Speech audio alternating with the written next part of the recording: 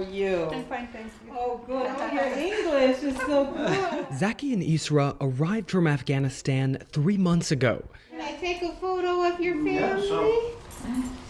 They just now moved into this apartment, furnished by an association helping refugees. Nice. I'll share this with you. When the Taliban took Kabul last August, Zaki and Isra tried to flee with their 2 children.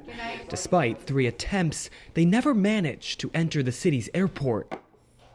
It was a horrible situation. Everyone in that crowd was trying to enter, and the Taliban was preventing people around the airport, and they were beating people. It reminded me of a bad memory after this picture. An explosion happened around the airport, which fortunately I left the area. 13 U.S. service members, mostly Marines, killed 170 Afghans by the ball bearings.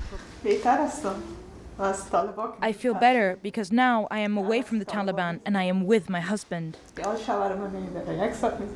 In Afghanistan, Zaki worked for a U.S. military contractor, a very risky former career once the Taliban were in control. The family was finally able to be evacuated on humanitarian grounds with an emergency status, which would allow them to obtain the green card within a year. The first feeling is my safety. I'm safe here. I can say it was a great surprise for me.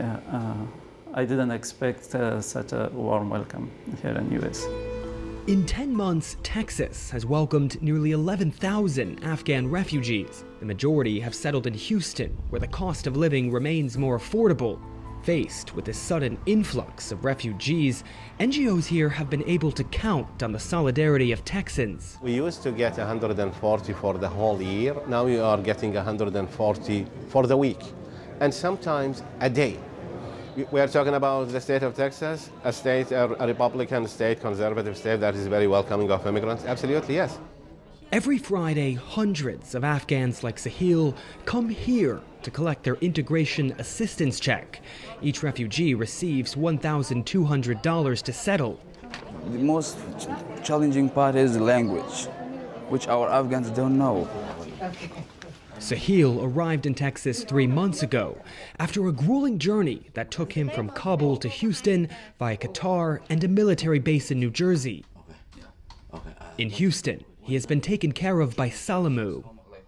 My main field is engineering, and I want Interfaith Ministries to help me getting a career in engineering. I think the vocational training can be a good, maybe not engineer, but you can start somewhere as you are pushing to reach the engineer level. It's a challenge. It is a challenge for somebody who comes as a doctor and you tell him to become a dishwasher. It's a challenge for somebody who came as an engineer and you tell him to do valet parking. Some in the U.S. try to stigmatize these refugees, like former President Donald Trump.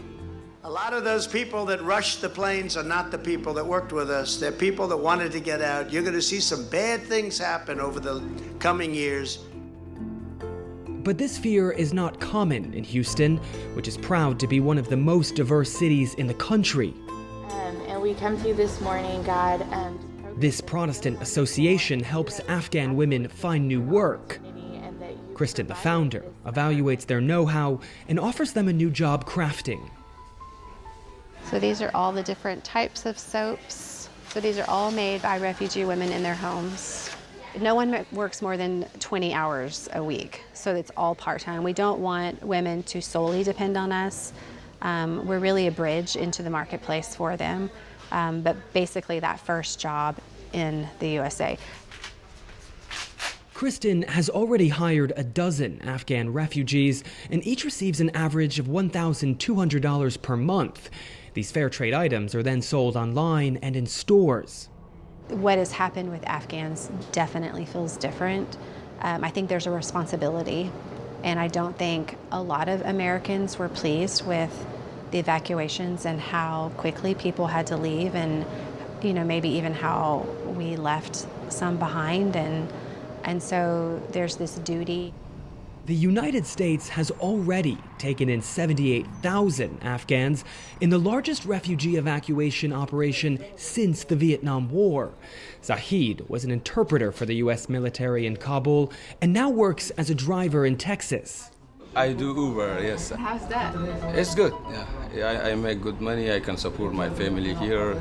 I can support my family over there in Afghanistan. All the time while I'm talking with them, they say like the Taliban, they are looking for those people who work for the previous government or who work for the U.S. Army. So that's the reason. So all the time I'm worried about my family. According to refugee organizations, there are still 40,000 asylum applicants hoping to reach American soil.